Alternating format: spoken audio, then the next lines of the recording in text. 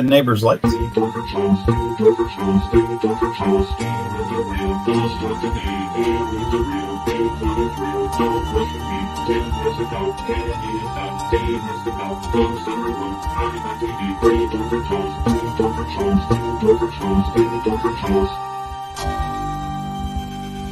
what you say or you'll get convicted.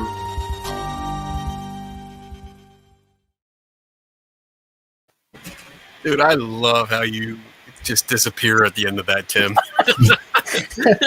See you, Tim. He's been vickered. Always getting vickered.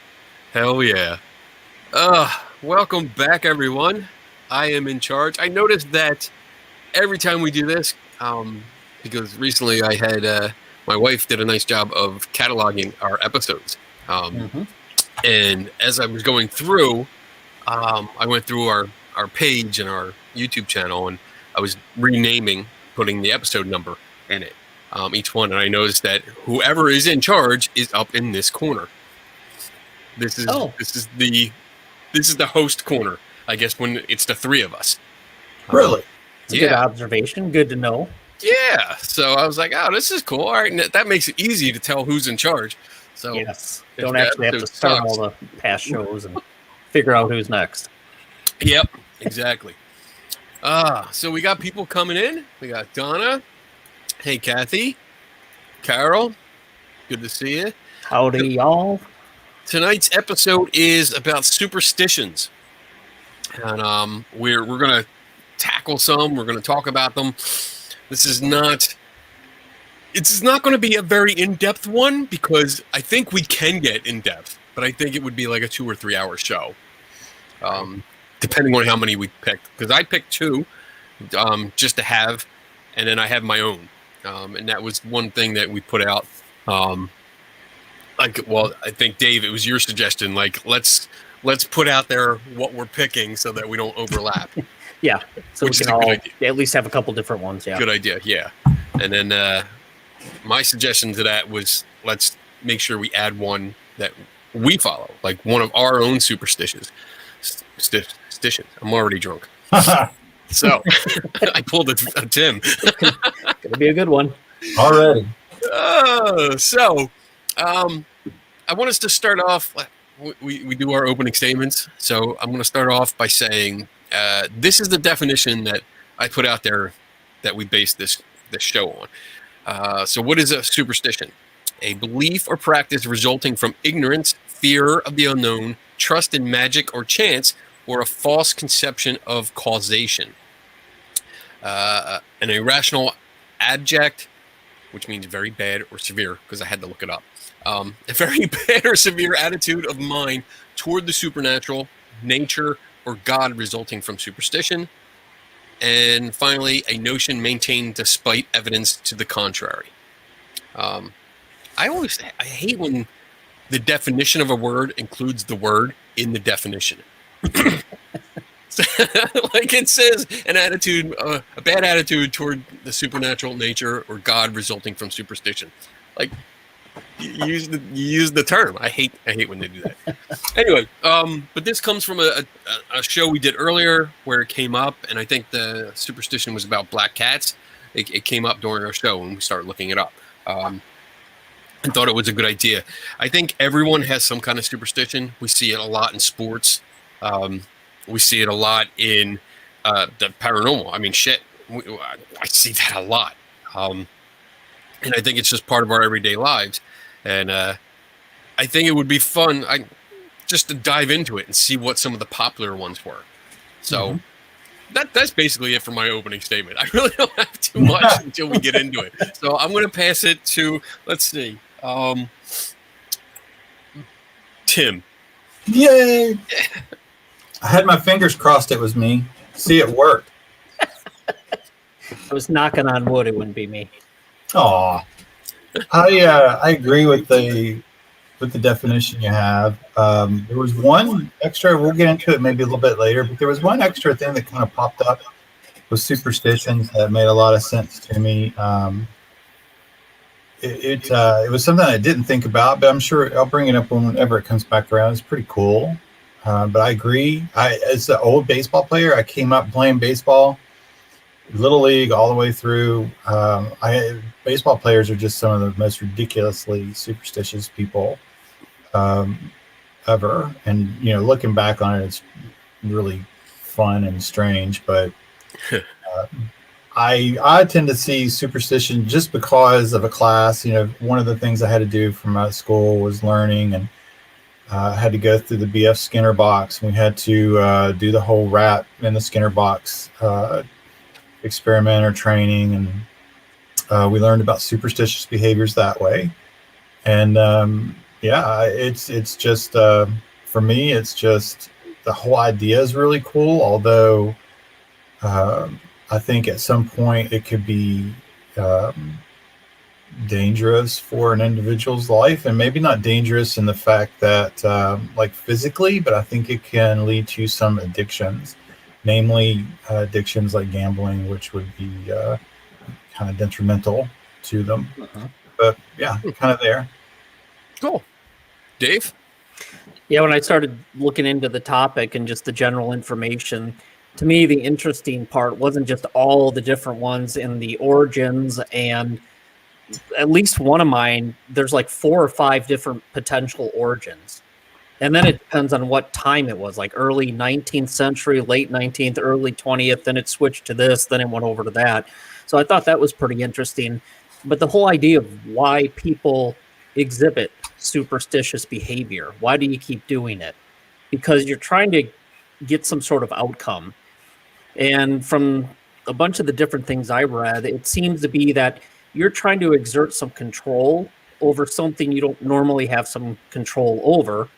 And if you do something that we all know most likely had no relation, no cause or effect on the outcome of what you were trying to do or prevent, you see that as it works. So it's almost like a positive reinforcement loop. Right. So it's a cause and effect. It's like, wow, I crossed my fingers. As like Tim said, it was kind of funny. I crossed my fingers. It was going to be me. And okay, well, he had a 50-50 chance of it being me or Tim. So first of all, the odds were, I play those odds any day, 50-50. So Tim, as an example, he would be thinking, wow, crossing my fingers really worked.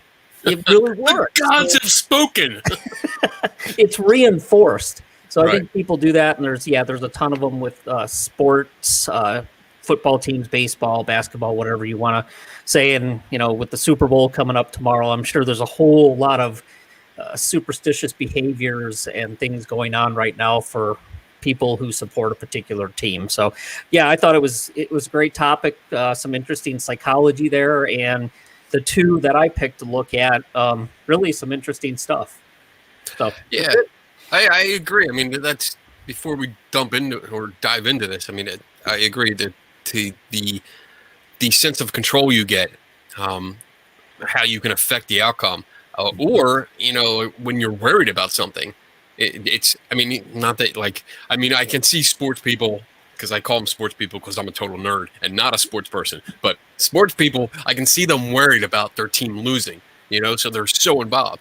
But I also see like maybe a child that's worried about a test the next day and does something where it's like, all right, I'm going to study, but I'm also going to do this little ritual or this little thing, the rabbit's foot or something like that, because I really need to do it. I'm so worried about it, and they're hoping that the outcome is changed by them, rubbing a rabbit's foot, which has the 2 have nothing to do with each other. But all right, so I picked 2. My 2 are Friday the 13th. Because I was just like, that's the first thing actually, that's the second thing that popped in my head. It just happened that I saw a commercial that had that.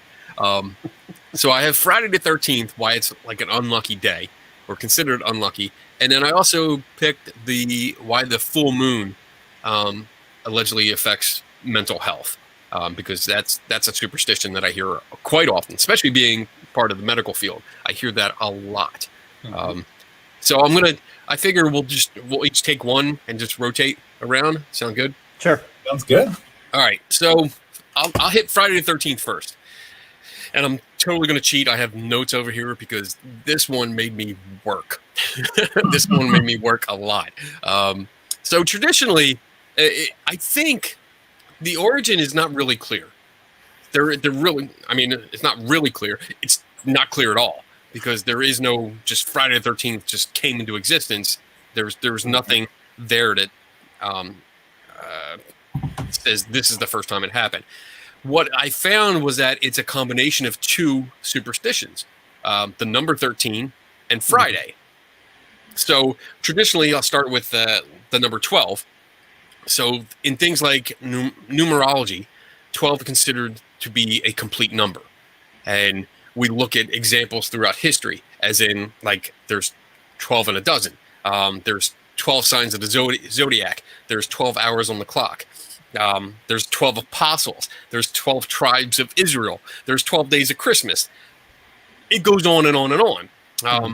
A 12 is a number of completeness. And then when you move to 13, it was often thought as it was a transgression going beyond what you were completed. Almost like when you do too much of a thing and you fuck it up. That's that's pretty much like, oh, we did it. We did just enough and it worked. And then the other guy just went a little bit further and boom, fell off the edge. Yep. Gone.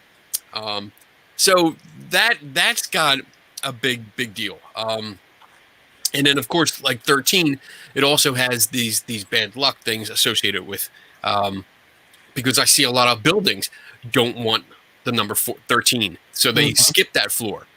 I mean, they really skip it. There isn't an empty floor. It's floor 14 is floor 13. But you see it a lot in places like that. Now, Friday, which is the other part of this, considered bad or unlucky for different reasons. And the one that I kept going back to, the one that I kept finding, is that it relates back to Jesus and the Last Supper. Because apparently, now this is where you start combining the two, because Jesus had his Last Supper with his 12 apostles. So 12 apostles plus Jesus made 13, and then the next day he was crucified on a Friday, Good Friday. So that's associated with something that's bad. It's unlucky because Christ died on Friday. It's also, there's financial aspects, because apparently the term Black Friday was associated with a number of stock market crashes. So you had a lot of issues. I mean, that definitely affects people. And then it developed, I guess the two just came together because you basically had these two bad luck things, and when they happened during the year, and interesting fact, you can only have at most 3 Friday the 13th in a year. And that only happens on like a cycle. I forget the actual cycle, but that's the most you can have. And usually you have one per year. And I think you can go 14 months without a Friday the 13th, but it's never actually happened in one calendar year, or it skipped it. I don't know. So what else do I have? So, I looked up the fear of Friday the 13th, because I figure, all right, this is there. You have these two bad luck things coming in, and let me skip ahead here a little bit, because I want to come back to that. What else do I have? Oh, pop culture, when it actually started getting into the pop culture. And that started in 1907. And I did not know this, but there was a novel published. It was written by a guy named Thomas William Lawson, and it was called Friday the 13th. So Friday, the 13th. And it actually told a story about a New York City stockbroker who plays on superstitions of that date to create chaos in Wall Street and make millions of dollars themselves. So that was the novel, and that was the first time it really came into pop culture. And then, of course, in 1980, we have probably the most famous pop culture reference was Jason Voorhees in the movie. Well, I mean, it was his mom in the first movie. Spoiler alert.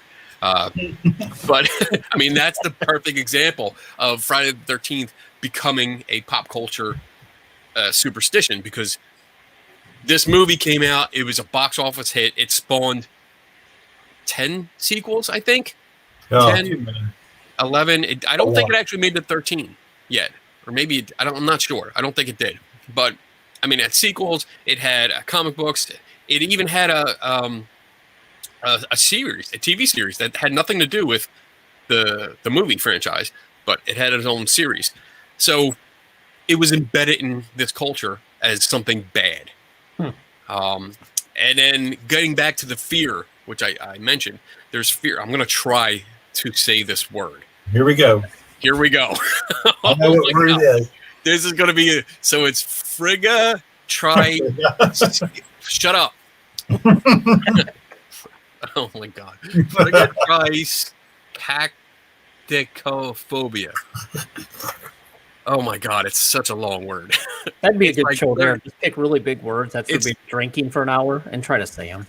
I'm gonna post it in the chat room because it's a huge. Oh shit! No, I didn't want to do that. Hold on a second. All right. So basically, this is the fear of Friday the 13th, and it comes from the root words, the Norse and Greek words for Friday, which is paraskevi or paraskevi, and then the number 13.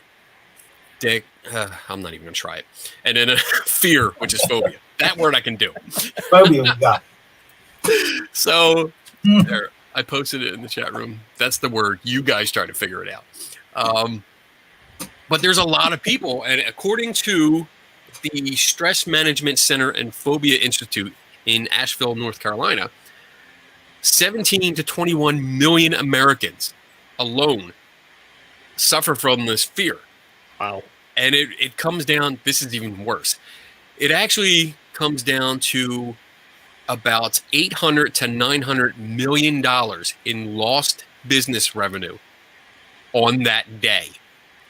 Because people they cancel appointments, they call out of work, they call out of school. What else? They avoid getting married on that day, and traveling is a no-no. So they completely stop it. And I mean, some of the symptoms are really bad. I mean, feelings of panic, terror, dread, heart palpitations, shortness of breath, dry mouth. These are all symptoms of this fear of this day that has no rational, logical reason to be feared. On the flip side of that, I found something that was kind of cool. That in late 19th century, a New Yorker named Captain William Fowler sought to remove this enduring stigma around the number 13, particularly like Friday the 13th, but more so 13. And he actually formed something called the 13 Club, and it was in New York. And they met regularly on the 13th day of the month in room 13 of the Knickerbocker Cottage in New York. And they did it from 1863 to 1883. They would sit down to a 13-course meal, and members would pass beneath a ladder and a banner that read, this is going to be my Latin for the night, or for the year, honestly. Morituri te salutamus. Oh, that was horrible. Which means, those of us who are about to die salute you. Salute to ACDC. I would like to have gone to that place. I know, right? That seems like for those who are about to die, salute you. I mean, that's kind of like my jam. I want to go there, drink a beer with that dude. They had I couldn't make it to 13. I'd pass out, but I would try. 4 former U.S. presidents, Chester Arthur, Grover Cleveland, Benjamin Harrison, and Theodore Roosevelt were all members of the club and attended. So that's basically it for Friday the 13th. I mean, there's not, again, there's no real origin of it coming together. If I had to put a pin in it, I would say it was probably more or less when it probably started getting a bad reputation when the book came out in 1907, but it was solidified with the movies. And then people that are superstitious anyway probably had this long-standing fear of the day, and it was like an unwritten kind of superstition, because if they had a fear of Friday and a fear of number 13, that particular day would wreak havoc with your life, I'm sure. So, that was a lot of information. I hope it wasn't boring. So I'm going to pass it. I'm going to pass it on to. I'm going to pass it on to Dave. No. Sorry. See, you're 50-50 now, Tim. So it must be something I did. So maybe I didn't cross my fingers hard enough. Yes, that's exactly what it was. You got to cross your toes. That's Oh. that's what it Come was. on. It wasn't hard enough. It was. All right. So the first one I dove into was cracks. Step on a crack, break your mother's back. Which is kind of funny if you listen to the Devo song "Whip It." That is the last two lines of the first verse of that song.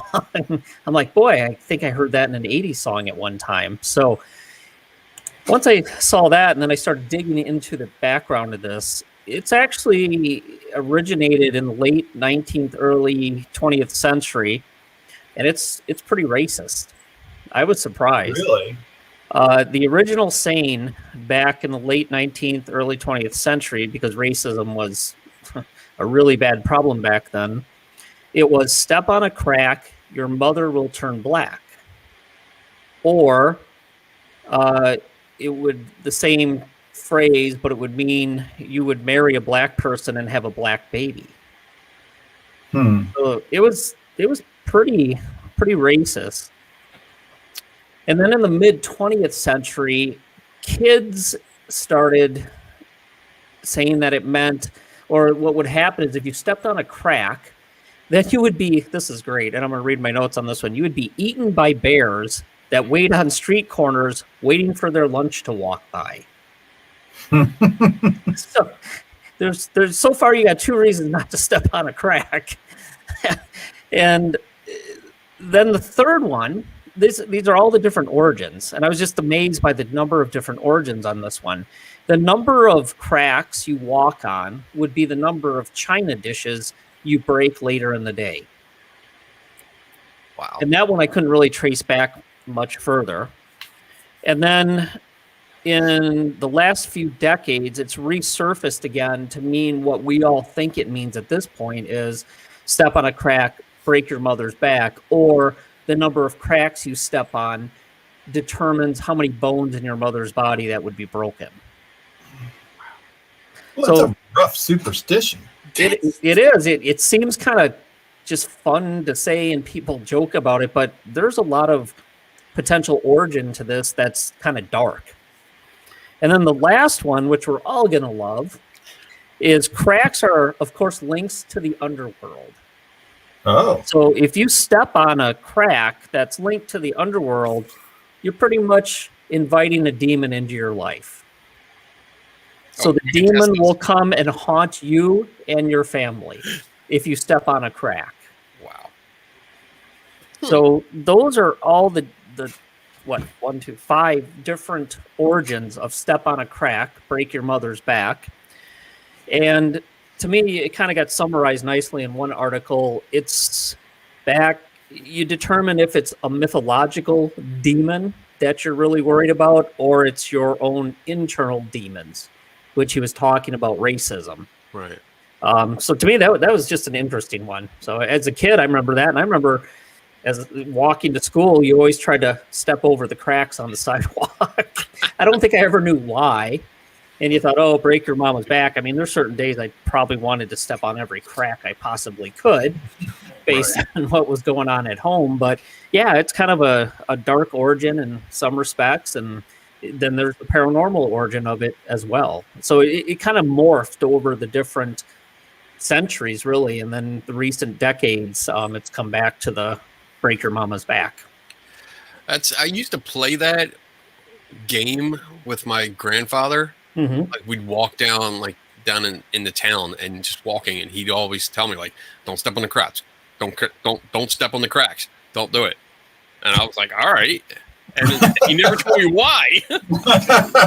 Well, he had at least 5 reasons, of which a couple might have been kind of disturbing to tell you not to do that. It took me 40 fucking years to get full closure on this. So there you go. So it's not simply, something with racism or bears coming to eat you, Kenny. It's demons. Got to worry about demons. Oh. I don't know. It was fun. I mean, you can really dig into some of these and keep going on all the. I didn't have time to even look up where the 5 different ones all originated from. It just goes on and on and on. Yeah. I can totally understand. I mean, it's.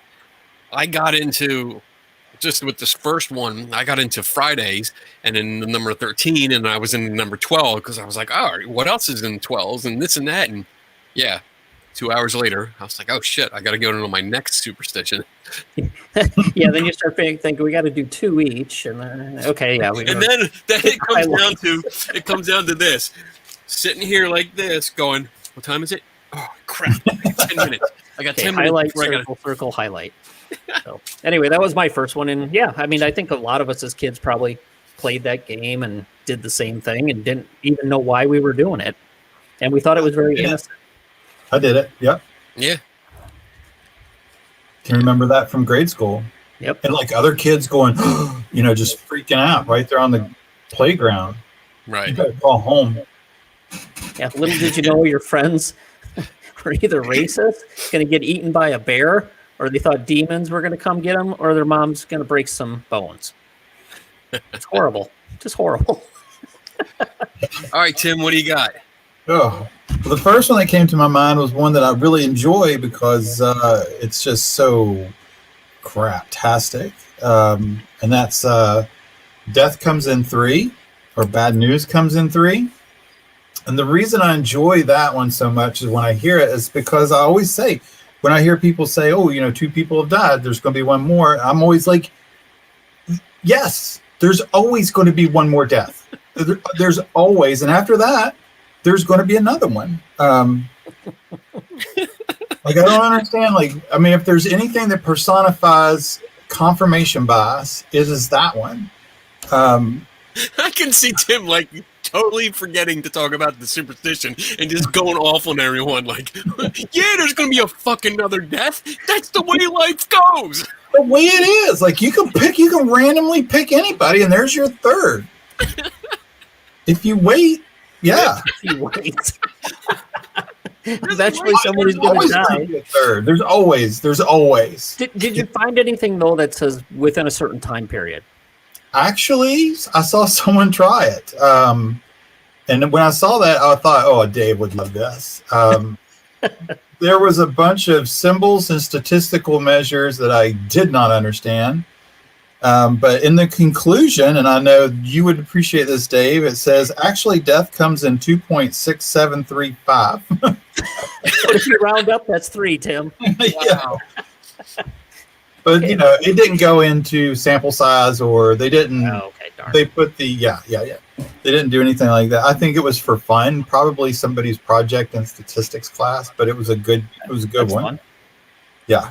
So, there are all these things that come down to 3.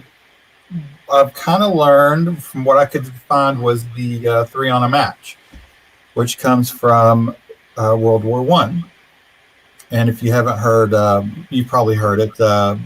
When 3 people or 3 soldiers in the field light 3 cigarettes on one match, it gives the enemy time to see their position at night, or time for a sniper to find that light and get a fixed shot. So there was never supposed to be three cigarettes on one match. Wow. Now, before that, there was a lot of written documentation that 3s came in good. That was a typical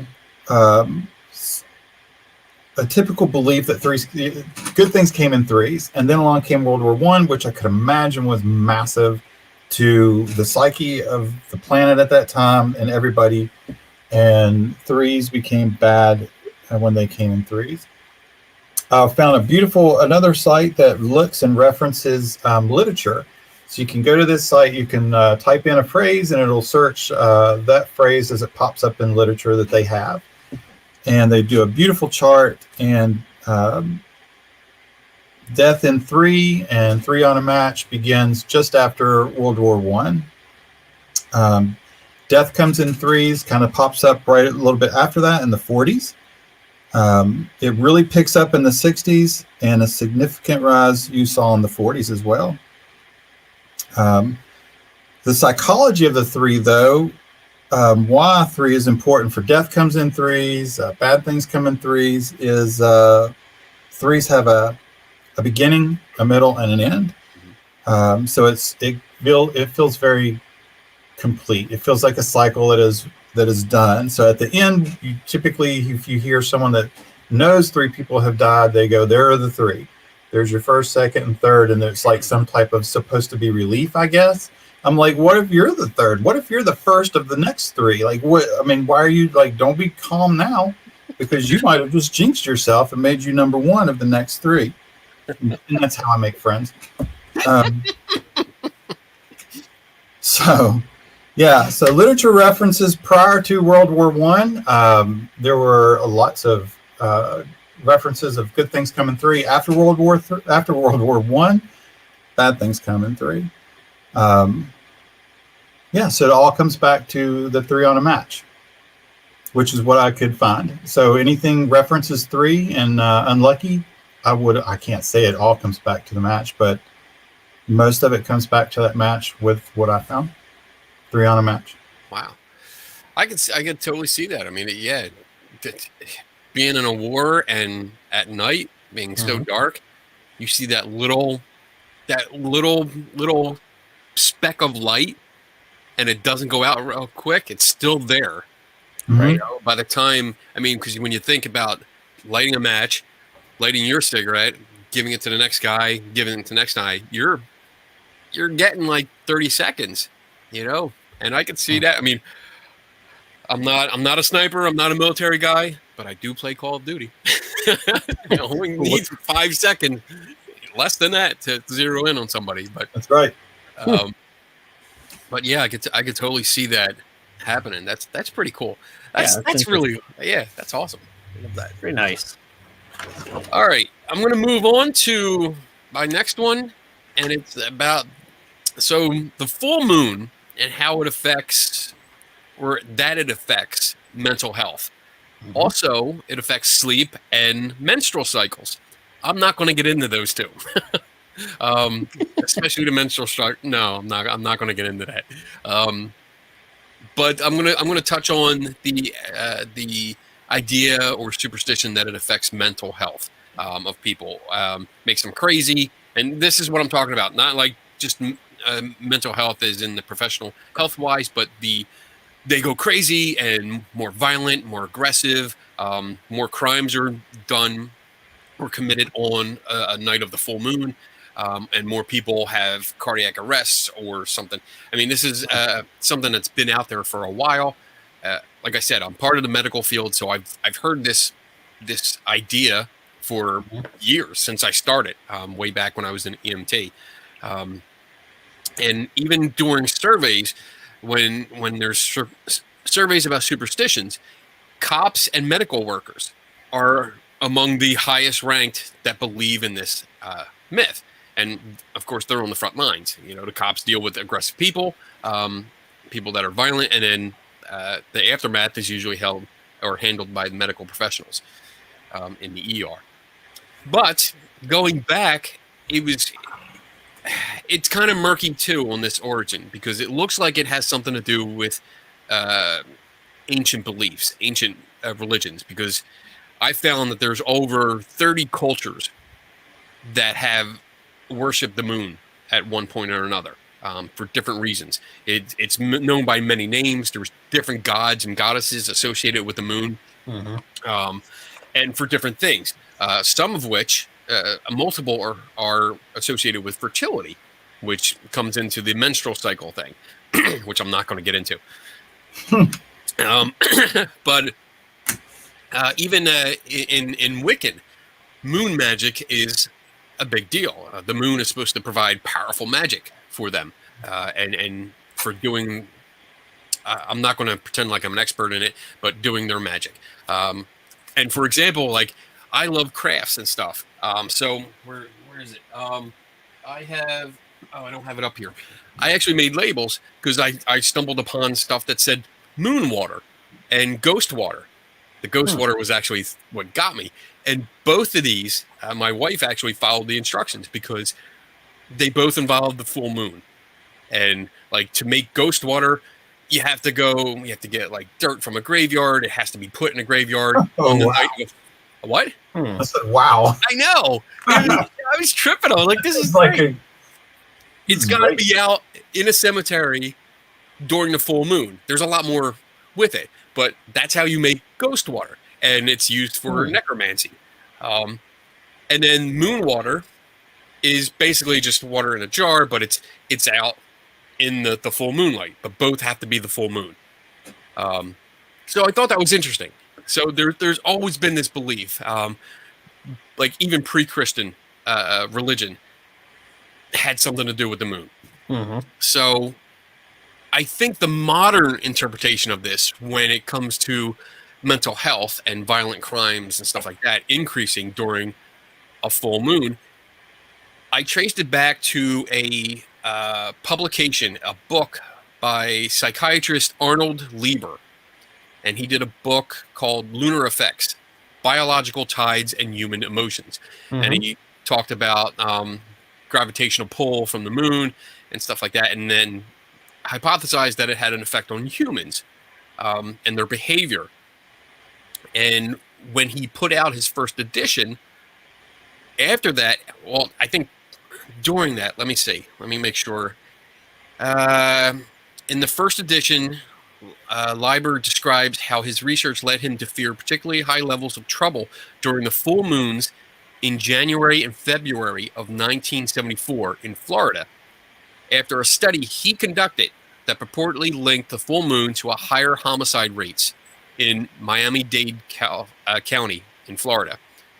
He actually contacted the Miami police, he contacted the media, and he contacted one hospital to warn them about what he thought was going to happen. And let's see. Apparently, there was some trouble during this time because rates did increase. And in the second edition of that same book, he retitled it "How the Moon Affects You: A Compelling and Controversial Book on the Awesome Power to Affect Your Emotions and the Way You Live." Whew, that's a mouthful, dude. Seriously. That's like the first chapter. I know, but this retitled second edition of that same book, he wrote something like, sure enough, what I predicted came true. All hell broke loose. This is what happened. An independent study done by another a psychology professor, what's his name? James Rotten. That's a bad name, dude. He did a study on it, and actually he wrote a review for Skeptical Inquirer, but he points out that what the psychiatrists failed to tell you is that the psychiatrists that predicted these increases in chaos and stuff also predicted two other events that would happen earlier, but nothing happened. So this kind of goes back to like the doomsday predictions that we've heard about, where people predict, according to the Bible, when the world is going to end, and it just doesn't, and then it blows over until the next one. So I think that's where this modern day version of this myth really started to explode and go out, because that book was released. It had that confirmation because of the events that actually did happen, coincided. But you didn't have those two former studies that showed, all right, it didn't happen these two times he predicted it. It happened these times, though. So that's your confirmation bias. That was your reinforcement that I think, Dave, you talked about in the beginning. The reinforcement that said, okay, well, this psychiatrist said this. It must be true. There's been a lot of studies, and there was way too many for me to go through in the little time that I left myself to actually research this. So there was a study in 1984 that looked at the increase in crimes that were likely on a full moon, and they found that it looked like there was a correlation. Another one published in 2009 that had 91 patients in this also thought that there was a correlation with violent and acute behavioral disturbances. They found like 23% of these emissions took place during a full moon. However, later, larger studies, so like there was a study that was done in 1998 by Psychiatry Magazine or Psychiatry Journal. They found that there was no significant relationship. And then the biggest study that I found that I could access was data from almost 18,000 patients, 17,966, that were treated at 15 different psychiatric wards over 10 years. It was a meta-analysis, and found that there was no evidence of a rise in aggression during the full moon phase. So, and I've read a little bit here and there, and I find what I found was smaller studies kind of looked like there was something to it, but then when you got into the major studies, the meta studies, there was no correlation. And I think it's just, I mean, in my opinion, it's a myth. I hung around ERs for the better part of the last 30 years, and I've never noticed a difference. And then when I do talk to the techs, it's a mix. It's a mix of, oh yeah, it's always, worse on the full moon. And then there's others that are like, no, that's fucking stupid. It's like flat out, no, it's not. It's not that. So, if I could, sure. It kind of reminds me of like I wonder if it's like a self-fulfilling prophecy. There's a couple things that when you're talking about it that kind of crossed my mind, and one of them is healthcare workers and law enforcement officers preparing for a full moon. It reminded me of the people that go ghost hunting that prepare to go into that haunted place. Right. So if you are entering into a full moon, you're doing night shift or evening shift, and you're like, shit, it's going to be nuts.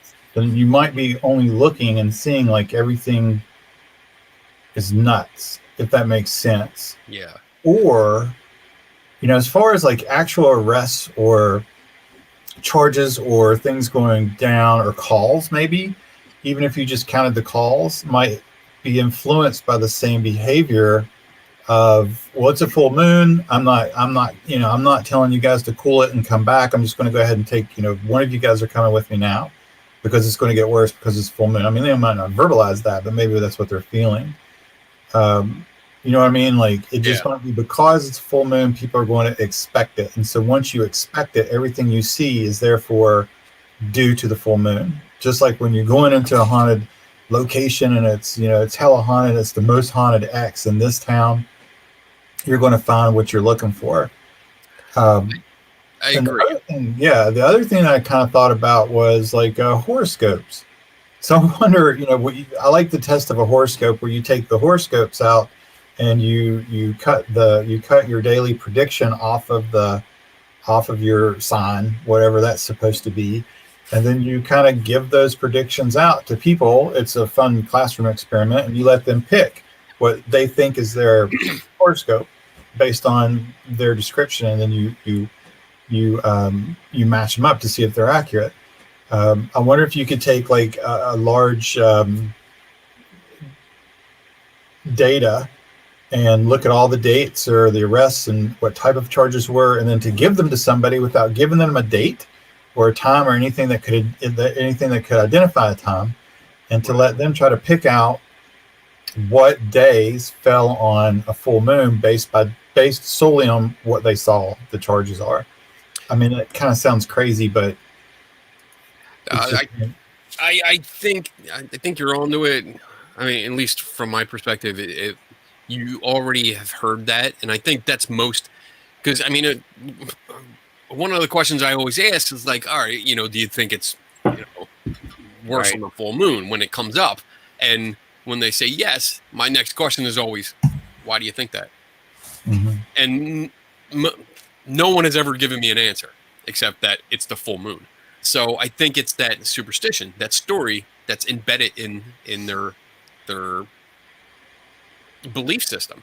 It's already there. And if you have that thought going to work, if you're a cop, if you're a nurse, a ER nurse, and you're going in and you're thinking, shit, it's a full moon out. Tonight's going to be shit. When you go in and it happens to be a bad night or a busy night, yeah, you're going to associate it. That's your hit. As opposed to when you go in, you don't realize it's a full moon. If nothing happens, of course, I'm speaking in hypothetical terms. You go in there, nothing happens. You don't think about it. It's your miss. But I don't really see from what I've read so far, and this is not a deep dive. I've only looked into it today, but it looks like there is no correlation beyond like a belief association. And yeah, there are other factors. I mean, if you definitely believe in that stuff, yeah, I can see it increasing. Shit, there was something else I wanted to say, and I totally have a brain fart. I don't remember what it was, but oh well. If I think about it, I'll pop it up. But yeah, or Dave, you're next. Rabbit's feet. That was my next one. And this one is interesting because it seems like it builds on other superstitions as well. So, of course, they're associated with good luck, and they find this everywhere: Europe, China, Africa, North America, South America, pretty much anywhere you go. And it's important that it possesses certain attributes, like it was killed in a certain place, a cemetery, on the grave of a good or bad person. And it was interesting, the amulets or charms and things that they would make besides rabbit's feet, if it was associated with a grave, if it was a good person, how good they were or how bad they were had an effect on how powerful the charm was or the amulet, which I thought that was kind of an interesting little side note. It could be captured or shot in a certain way by a particular method. The person who did it, who would take the rabbit's foot off, capture the rabbit, kill it, or very gruesome, sometimes they claim they didn't kill the rabbit, they would just cut the foot off, it had to be alive, that person also had to have certain attributes. So a silver bullet was one thing, the full or new moon, rabbit's feet that were taken off of a rabbit under a full or new moon. Friday, a rainy Friday or Friday the 13th. That was important that it happened then. And it's usually the left hind foot. And it was cut off, like I said before, sometimes when the rabbit was still alive. The uncanny thing is it always had to be at like some other associated superstitious evil time or evil deed, which to me was pretty interesting because it kind of wraps into some of the other stuff we're talking about, especially what Kenny talked about. And then going back to witchcraft, the rabbit was, this was a good one, is shape-shifting witches. So witches could shape-shift into a rabbit. So the rabbit foot would be, not only could be tied to the witch and a bone or a leg from a witch, but it could be a substitute. Then it later became a potential substitute for the leg of the witch. And this goes back, and this is a whole nother show, but they start talking about how it's in hoodoo. They talk a lot of times about how certain things that they gather for certain rituals go back, and when you're talking hoodoo, they have a lot to do with the good and the bad. And again, going back to the grave thing, that was brought up. If you want to come up with something, a potion or your moon water or whatever, ghost water, if you want it to have a good effect, you would take it off of the grave of a good person who did good deeds. If you want it to have a bad effect, you would take it off of the grave of a bad person. So some of that might have gotten blended into the whole rabbit's foot and the good luck charm. And then Bill Ellis, a professor emeritus of English and American Studies at Penn State, tracks this back to the early 20th century. And what he saw and what he tracked back is that to be an authentic rabbit's foot, it had to be cut off by a black person in unlucky, seemingly bad conditions. So it's almost like the rabbit's foot had to come out of something really bad to be a good luck charm, which you sit there and think, well, it certainly wasn't so damn lucky for the rabbit. And if you took it during these really bad situations, how is it a good luck charm? Just a really weird origin to some of this. I would think that would make it a bad luck charm or like a curse item. You would think so. And then in 1908, there's British accounts that it had to be killed in a country churchyard at midnight with a full moon, Friday the 13th, crossed by a cross-eyed, left-handed, red-headed person on a white horse. Sister's brother, cousin, second roommate. I'm like, what the hell? So, and then Ben, left-handed redhead. The funny thing is, all of these are negative. And Ben Radford, Kenny, which we all know, European. It used to be known as a potential. It could be linked to a European good luck charm called the Hand of Glory. And I thought, oh, okay, here's something positive. This is going to be great. Okay, well, then he goes on to explain that it's a hand cut off of a guy they hanged. Yep. In medieval Europe, they'd hang the bodies kind of to the left in public to warn other offenders. And sometimes people would go and cut off the left hand and pickle it. So it could be related to that too. So after digging in this one, I couldn't find any reason why a rabbit's foot's a good luck charm, at least through reading it. Now, there is another part of it. Sometimes the first day of the month, kids and others will say rabbit, rabbit. And I thought that was something new. It had nothing to do with the charm, but it seems to have to do with the fact that rabbits they can reproduce, they get around a lot, they hop around a lot, and it's just a good thing to say to bring good fortune across the board. And that one seemed to make a little more sense to me than the very dark origin of the rabbit's foot. But I think if we would explore the hoodoo aspect a little deeper and you'd look at some of the association with witches, it would seem just maybe there could be a good luck part of it that, if you did it in a cemetery and it was over a good person's grave, it could provide some goodness, some good luck. And then, of course, with the witches, so if you're able to conquer a witch, especially a shape-shifting one, cut off the leg and then have that as a good luck charm. Almost, to me, it almost seemed like in some of those, it's like, hey, I conquered this. We did it in really bad circumstances, so this thing can do nothing but defend against that and bring some sort of good luck. But to me, it was really confusing how a rabbit's foot is associated with good luck across the board. And I had a rabbit's foot as a kid. Of course, it was most likely a fake one. Probably, right. God, after reading all this, I would have been traumatized finding out it was real and then reading this. But you look at it, it's like, well, how is it possibly good luck? Yeah. Unless you take it in such a bad circumstance, it nothing that bad could ever happen to you. It deflects and keeps it from getting worse. What you described is the origin of a horror movie. Like that's how a horror movie should start. In a cemetery at midnight, Friday the 13th, during a full moon, with an open grave, you slaughter this poor rabbit and cut its foot off. And you're like, you can see like the dark graveyard scene, and silhouetted against the full moon, somebody raises the foot up and goes, and then the next screen goes black, and 50 years later. Yeah, and Kathy put rabbits are known to be quick, hence the reason for rabbit's foot being lucky. Cause the energy of the rabbit would enter said person carrying it. Makes some sense.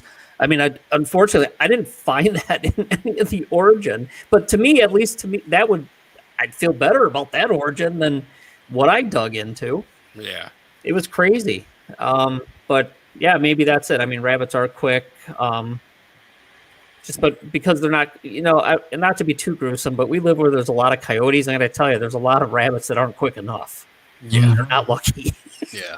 It's sad, but it happens. So every time I looked at this one and read more about it, I'm like, well, that's a winner. Yeah. Anyway, Damn, fun. Dave, Doing you're good. like unlucky, man. Like you picked the darkest. I know. That's why I was sending you Dark guys Dave. messages. I'm like, geez, man, the one's racist and the other one's gruesome.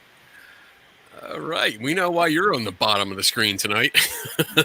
It's because I'm in hell in the underworld. We're all in with the hell. demons. So if you step on the crack between the Oh. two screens, you're going down.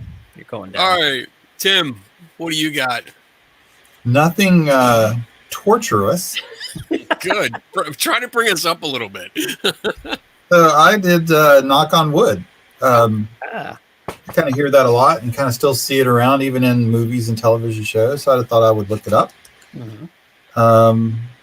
So what I got from it was likely to begin with ancient pagan cultures, Indo-Europeans in that area, Germanic area. There was a belief that gods or spirits, or gods and or spirits, lived in the trees, in the woods. So the idea would be to, if you had a wish or if you had a request for good luck or good fortune, you would knock on the wood, you would knock on the bark of the tree and then speak your wishes. The idea would be, the knock would be to wake the spirits up, to get the god's attention inside. If you were successful, you were then supposed to go to another tree and knock again to wake the gods or the spirits up and tell them thank you for the good fortune. It didn't say what would happen, like if you didn't have good fortune. You probably died, actually, but knocking on the trees to wake up the spirits and the gods, to thank them and ask for good favors. An opposite of that, which is still in that time frame, was also believed that evil spirits lived in trees. So at any time that you were going to talk about good fortune that you had with someone in the woods or someone around you, and this included any type of wood. So they could live not only in trees, but they could live in wood that is inside of a house, a door frame, a rafter that holds up the house or the hut. The knocking before or just after you spoke of good fortune was to disrupt or deafen the evil ghost or spirit that lives inside. So the idea would be to knock, make ringing in the ears, make it too loud, and then you could tell your good fortune to your friends or your family. Or if you already did and wished not to have any further bad luck, you could knock again, trying to disorient the spirit or confuse it. So as the spirit doesn't hear you have good fortune, gets upset that you have good fortune, and then sets something up further in your path to bring you back down. The third origin that I got from this is a game from the early 1900s called Tiggy Touchwood. I got the guys. It was a game. It was basically it was any type of wood in the house, any wood around you, you could touch. It sounds like it's a game of tag, and if you didn't get caught, or if you were about to get caught, you could touch a piece of wood, hold your hand on it, and say "Tiggy Touchwood," and then you were safe. And that's where some people believe it actually comes from, but. Those are the two most common that I found. Germanic, 1800, 1900 centuries, Germanic Celtic beliefs that that spirits and or gods lived in trees, and you needed to request or thank them, and you knocked to get their attention. Or some guy that wrote a book about Tiggy Touchwood and described the game. Very cool. That's I Interesting. love this. This has been an interesting show, I think, because it's Yeah. just I didn't know any of this. Like all 6 of these superstitions, I had no idea where they came from. So I'm having fun just listening. Oh yeah. Not only reading but listening to you guys and like shit, this is awesome. All right. So with that, we fulfilled our quota. But we're gonna get into real quick. We're gonna get into our superstitions. So we're gonna talk about one superstition that we each have, that we follow, and this one I actually did I wrote a piece for this, because the guy I had on yesterday, Russ Dubler, he wrote a couple articles about superstitions, and he had asked several people that he knew, like skeptics. He specifically asked skeptics, like, what? Oh yeah, I think Tim, you were, yeah. Like he asked us, like, hey, what's your superstition? Even though you're a skeptic, you don't believe it. What is it? What is it? So mine, and this is crazy. This is stupid. I don't know why I still do this, but actually I do. I'll explain it. When it comes to buying something, especially electronics, like if it's a TV or radio or whatever, computer, whatever, I can never take the first box on the shelf. I can't do it. And it bothers me. And like there was a, oh man, the laptop I have now, we were actually, I was on my way to North Carolina, and my wife was with me. We were going down. She was coming down. I was doing it for business.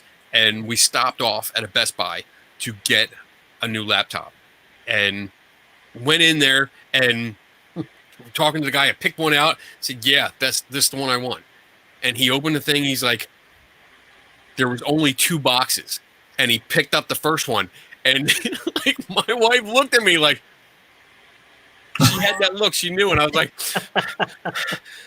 I can Take the one off the shelf, please. Oh, I was like, no. Can I have that one? Can I have that one right there? Because it freaked me out. But first, and I think my reasoning, and I thought about this over the years, is that I usually see people pick something up and they look at it and they're like, oh yeah, they'll do this. They'll look at the box and the bottom of the box and stuff. And countless times I've seen people actually open the box and look in it to see what's in there or how it's packed, and then close it back up and put it on the shelf. And I think stays with me. And I just, every time I reach for the first one, I'm like, someone fuck with this. Someone did it. They opened it. They looked in there. They got their cooties on it. I don't know what they did, but they did something to this. It's not going to work. I can't take this. And I'll move it out, get the other one, or I'll ask a sales associate. I'm like, do you have any in the back? Like this box? No, it's damaged. I know you can't see it. It's damaged. Something's wrong with it. Please go get me a new one, or I won't get it. I'll actually leave the store. I won't buy it. So shut up, Donna. I did not use to open the boxes. Did you make that request in your Amazon purchases? You know what? Don't do that to him, Dave. God damn it, Dave. No more Amazon for kids. Oh my God. No, online purchases doesn't affect me because I figure, all right, they're probably in a pile in someone's apartment somewhere. There is no first box. So it's just a big pile. Or, someone's garage when they have all the stolen equipment. So I don't care. But that's my superstition. I just can't do it. I will literally not buy it. I'll go to another store before I buy the first one. So that's me. And go down to Dave. So mine is, I will no longer say this phrase at work. Today could not possibly get any worse.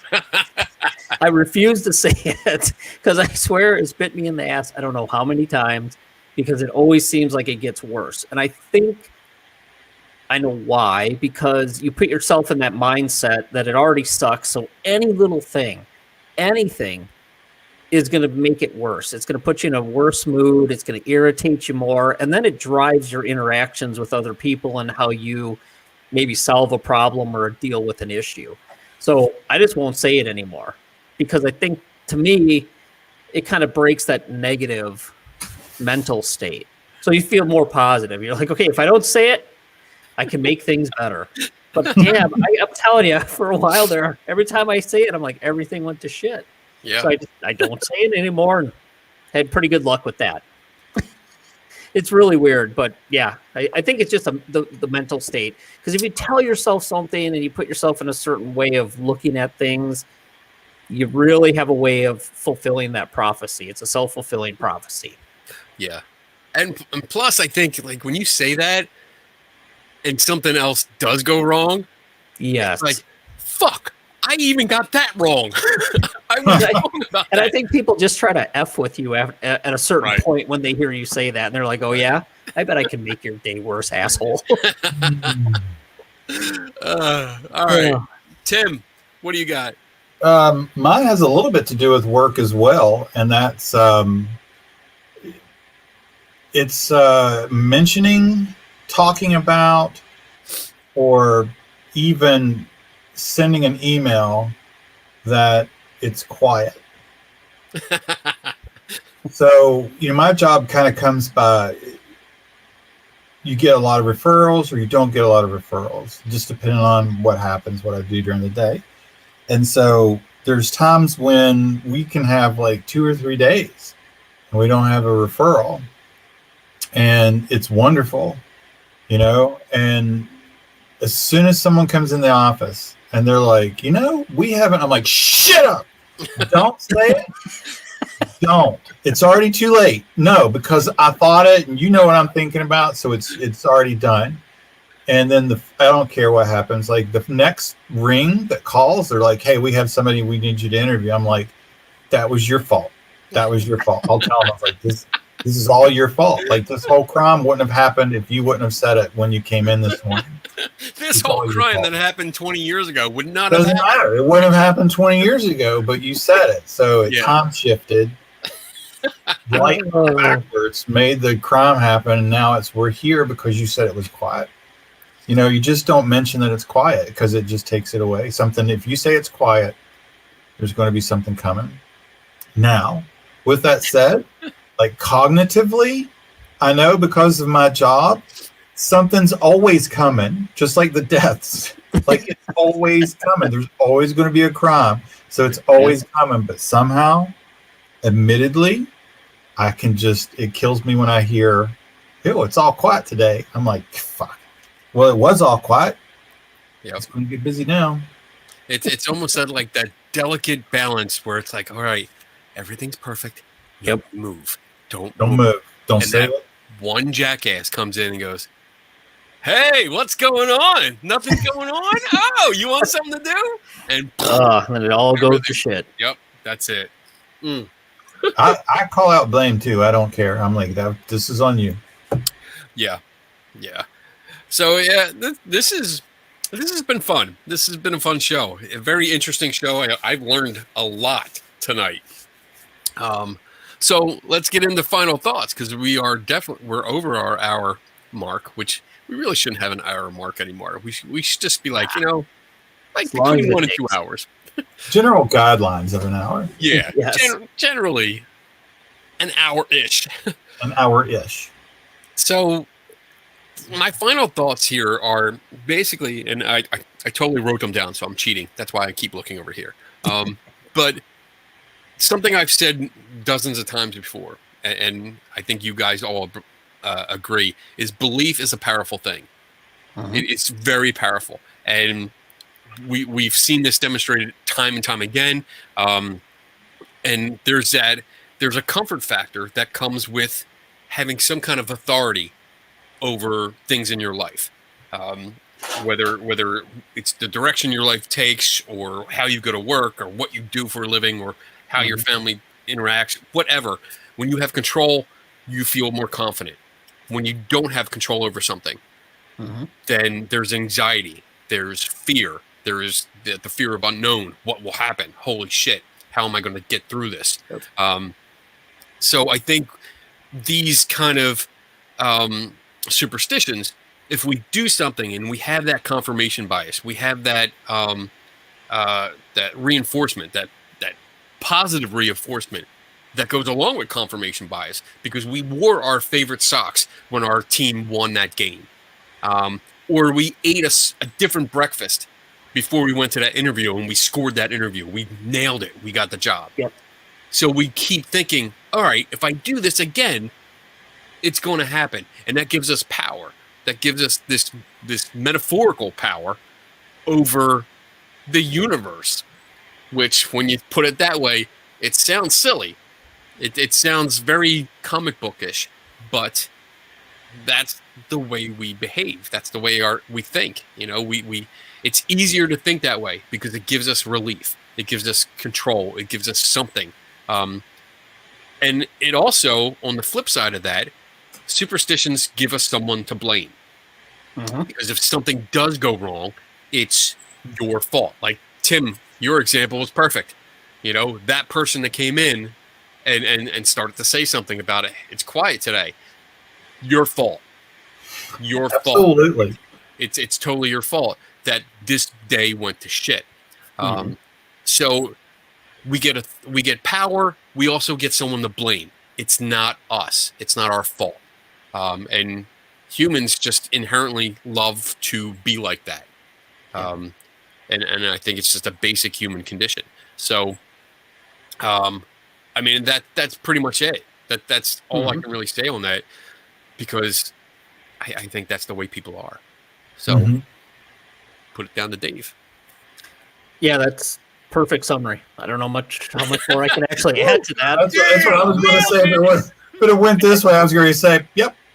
I mean, the only other thing I would add is correlation doesn't mean causation.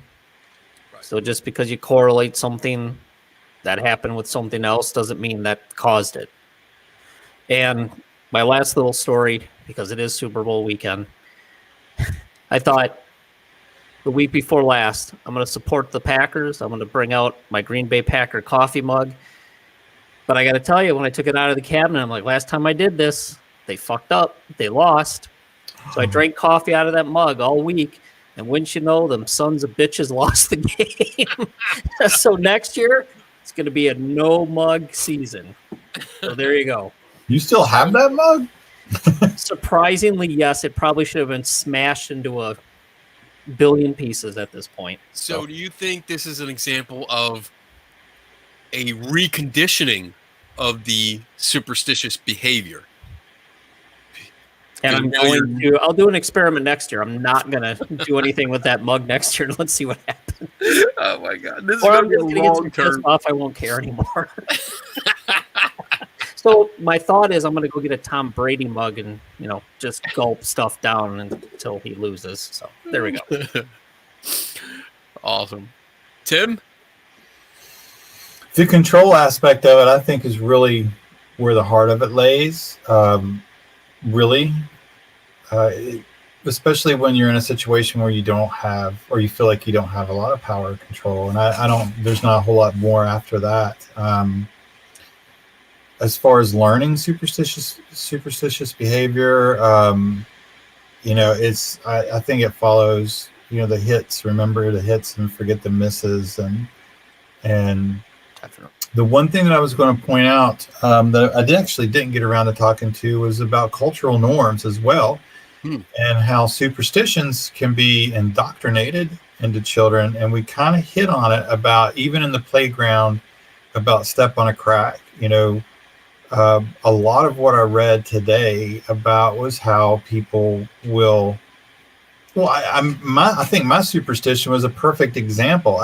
Maybe not indoctrination, but there are things that they cognitively can understand, not, it's superstitious. It makes no relevance whatsoever to the outcome of something, but you still do it because this is how you were raised. So at the very beginning, you were raised by an authority figure telling you over and over and over again to do this, or to hang a horseshoe, or to cross your fingers, or hold your breath going past a cemetery. It's always an authority figure, and you can become indoctrinated, but they still understand. But when they don't do it, they still feel betraying, or maybe even feel funny because they're not doing it. And I think that's actually kind of like a really powerful thing about indoctrination when you're young, and to cognitively know better when you're older. I agree. I think that's perfect, and I think there's a difference between thinking and believing.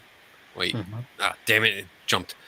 Because Kathy puts up here, unless you think you will, the mind is a powerful tool. Yes, I absolutely agree with that.